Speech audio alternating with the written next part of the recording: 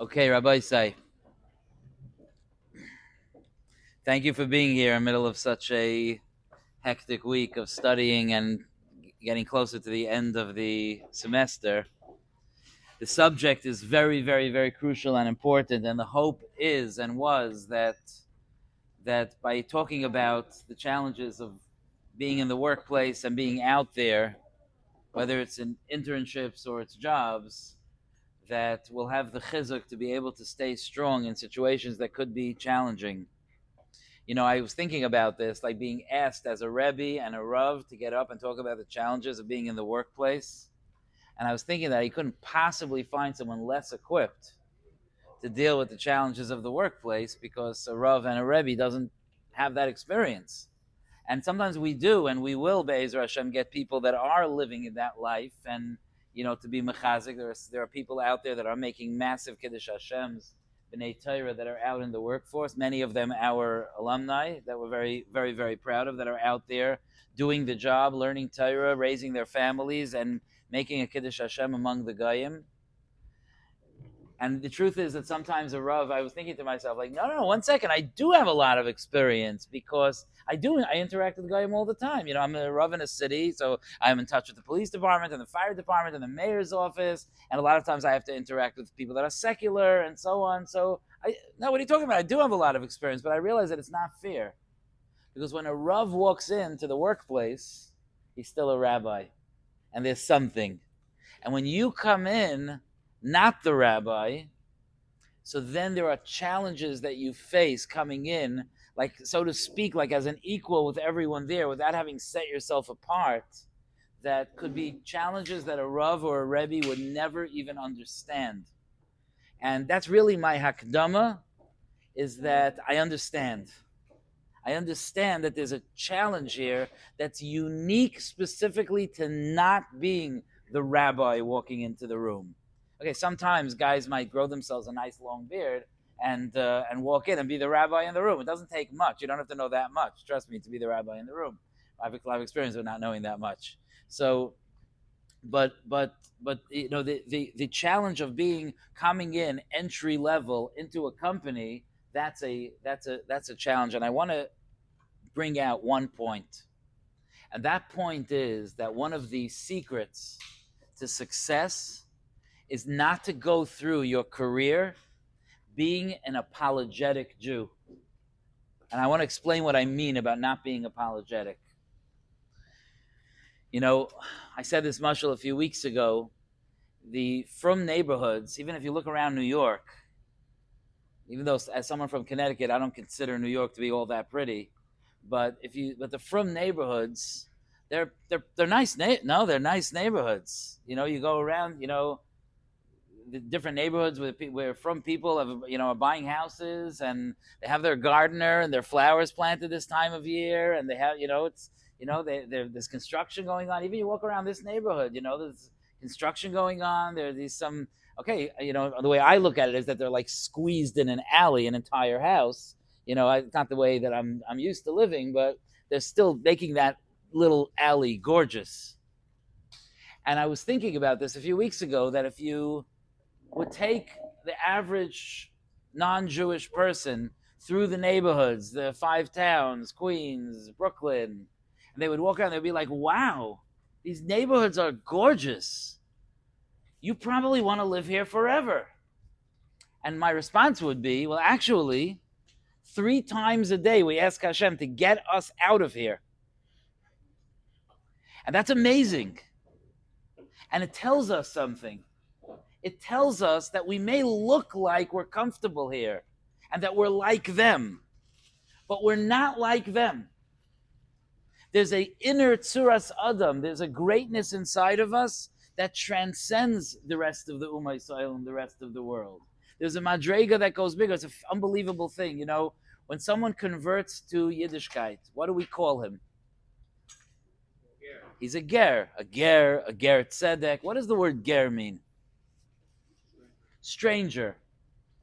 You think it's a compliment? Do you think it's a kiyum of ahavtem es hager to call a ger a ger? In fact, the Rishonim and Ksubas point out that We never say goyish and isgayer. In all of the Mishnayos and Gemaras, we never say goyish and isgayer. We always say gerish and isgayer. It wasn't a ger that became a ger, but we changed the terminology because once someone becomes Jewish, we don't want to ever say goy on them anymore. So we don't say goyish and isgayer, we say gerish and isgayer. Right? We'll say katan shen isgadel. We don't say gadol shen isgadel, but we say gerish and isgayer. Wow, so we're really working on, so this guy should feel honored. So we're going to honor him by this great title that we have for him. The title is Stranger. Doesn't make sense. And I once realized that the pshat is that it's the greatest compliment we could give him. Because when a person moves from being a non-Jew to being a Jew, he's changing where his focus is.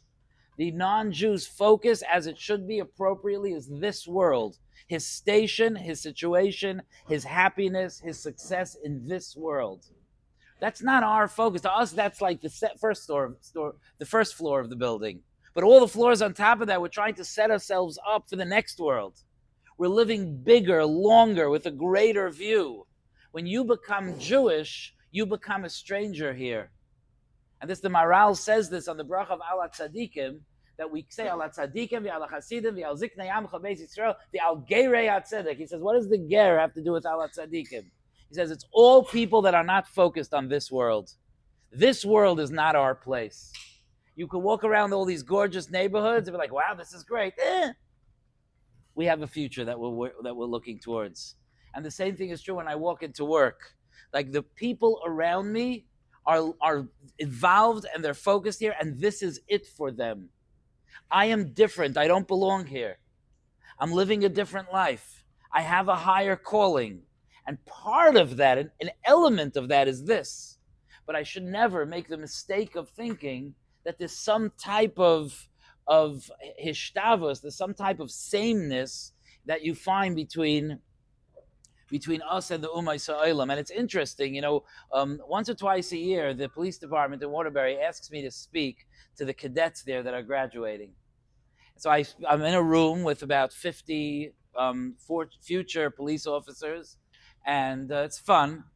It's fun. It's a fun thing to do. It's a fun, experience. I bring my kids sometimes. I told my wife that she has to come next time because she has what to offer, as I'll tell you in a minute. And like as you can imagine, a police force, mostly men, a few women, mostly a lot of them guys your age, maybe a little older. Some of different ages, but like that. And they're in like a military setting when you're becoming a police officer.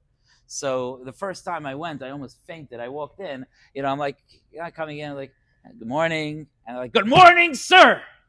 Like, I almost passed it out. I'm used to it. Like, I brace myself for it, I walk down with the officer that's in charge of the whole project. So they all like flatten themselves against the wall when he walks by. It's a whole world. It's amazing. Anyway, I get up and speak to them, and my job is to speak to sensitivity training. My job is to tell them about Jewish people. And I tell them the speech that's the exact opposite of what I just said here. I said, I look very strange to you. They don't want to admit that to me, but yeah, I do. And you think that the Orthodox Jewish community is so different. And I give them the same speech every time. I said, we're not so different. We also love our families. And we worry about our finances. And I make my jokes to them. I say, we're all concerned when there's too much month left at the end of the money. And we're all, all of us have this fear when we give our newly 16-year-old in Connecticut, 16-year-old the car keys, and so on. And I say a lot of those types of things that we share with the secular world to make them realize that there's so many things that are the same. We live and we love and we eat and we worry and we, all of those things. And as I'm saying it in my mind, I'm screaming to myself, yeah, on that slim little first layer, that's true. But when I look at my child, I'm looking at nitzchius. When I'm living my life and worrying about my finances, I'm thinking HaKadosh Baruch Hu controls where my money comes from. When I go to work, I'm interested, am I making a Kiddush Hashem? Am I Am I being Mekadesh Shem Shemayim? Am I being Mekayim all the halachas in Yeridea about the relationships between Jews and non-Jews, relationships between men and women? I said, no. As much as for them, it's important for me to teach them that I'm normal and that they can interact with me and expect that I'm normal. But the truth is, here I'm saying things the way they are. The truth is, I'm not like them. And it's important for me to go in knowing that, not because I should walk around like a Grace Balgaiva, that I'm so much better than them. That's not the way that a Yid walks around. We walk around with an inner pride that we don't even need to express a haughtiness or a gaiva on the outside. There's an inner hidden pride inside of us that we have, but where it's necessary is not to be apologetic. I see this much more often than I'm comfortable with, that people feel like they have to almost apologize to their coworkers for the fact that they're shomer Torah mitzvahs. And we can be, and it's effective, by the way, for our jobs to be proud of who we are and what we do. My role model in this area is my wife. My wife does work among the Goyim, and she's a speech therapist, a speech language pathologist for the city of Waterbury for almost 20 years. And she travels all over the city to different cities, different sites, different things. She interacts with many, many, many different people, most of them not Jewish. And from the time that she was in graduate school, I like to say she was in graduate school in New Haven because people might think she went to Yale, but she didn't. There was another graduate school in New Haven, but I can still say it, right? Graduate school in New Haven. From the time, and it was her and Rabbi Kalish, his wife, were the only two Orthodox Jews in the entire Southern Connecticut State University. There was a trend that I learned from her about how to be Mekadesh Shem Shemayim and how to be proud of who you are while excelling in her studies, doing well in her job, getting along with people, and being able to relate to people.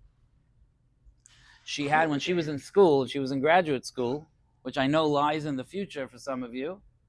When she was in graduate school, so she had one teacher there that was like very, very central in her being able to complete her time there. He was her thesis advisor, and he taught her some of the very, very key classes there that she needed to take. So there was one time that she had a meeting in his office, and being a woman sometimes makes these things a little bit more complicated. She goes into his office, and he shuts the door, and she notices there's no window, and she's just in a closed room with a non-Jewish man. What do you do? And she said to him, very respectfully, would you mind if I open the door? Can you imagine? You could imagine. I say this story sometimes over to people like, of course that's what she did. Yeah, really?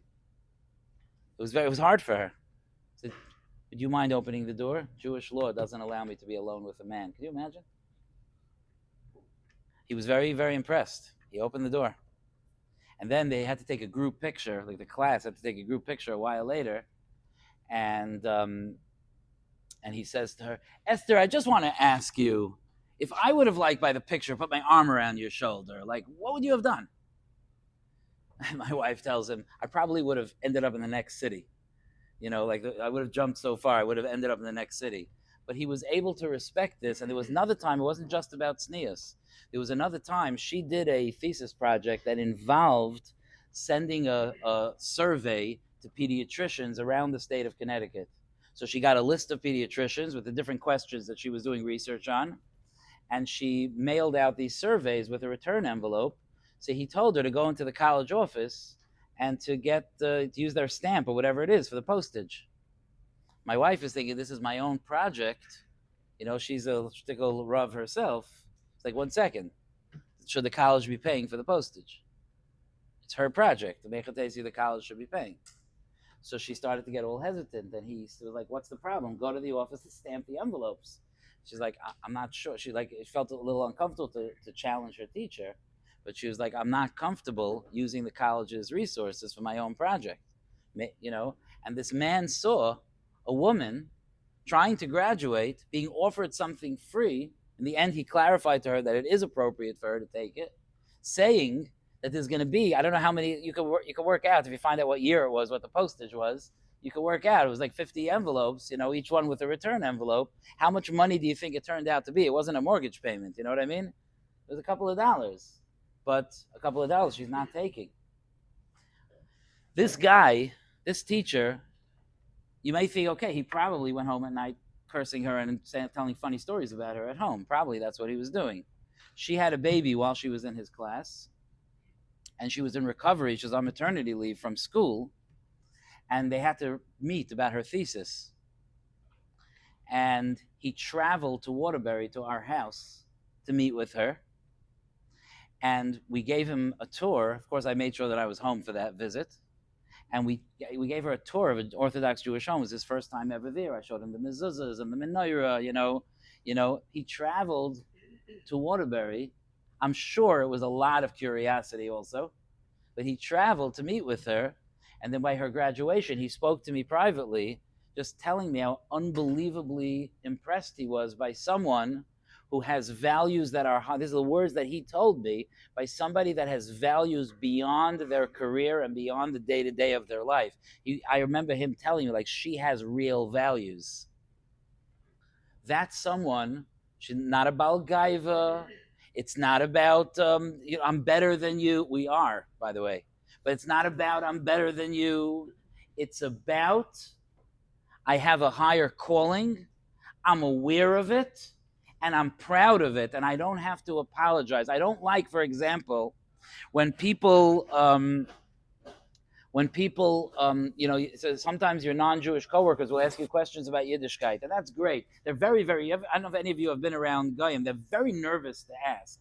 They're afraid if they ask you a question, you're going to be mortally insulted. They don't understand our culture. We're like, questions, bring it on. Like, we love questions, you have to know when to say, I don't know. If you don't know, then say you don't know. But like, we're not like someone walks over to you at work and says, do you mind if I ask you, what are those strings I noticed sticking out of your pants? Or why do you wear a yarmulke or something? I don't think that anybody here would be like, I'm sorry, you're insulting my religious, we're happy that you asked. In fact, we like it even better that we could sometimes have a little transparency in what they're thinking. It's even better. So I know somebody was asked, I was even standing there, someone asked about this Purim, what this Purim thing is. So the guy said it's like a Jewish Halloween. Okay, first of all, it's not. And second of all, what a terrible, terrible, apologetic, degrading answer to a question about one of the most incredible, awesome, holy, beyond description days of the year. We don't have to apologize. We don't have to be like, oh, you know how you have your holidays? Well, we have ours. We don't have to do that. We have a life of V'ro chol amei ha'aretz ki Shem Hashem nikra alecha. It's in the Torah. That means it's wired into the Bria. That when the nations of the world see that the Shem Hashem is on us, v'yaru mimeka, they will have respect for us. We live in a world, and this is true, and I've seen this time and time again, that the non-Jews that you are working with do not respect the compromises you make on your Yiddishkeit. If you compromise your Yiddishkeit, they will notice and they will not respect it. One more story about my wife. She once came back after vacation, I think it was a winter vacation, and her coworkers came over to her, two coworkers I think it was, came over to her, and they said, we're a little bit disturbed. We went to Florida for vacation, and we saw some Orthodox Jewish women on the beach, and we know that they are not supposed to be dressed the way they were dressed.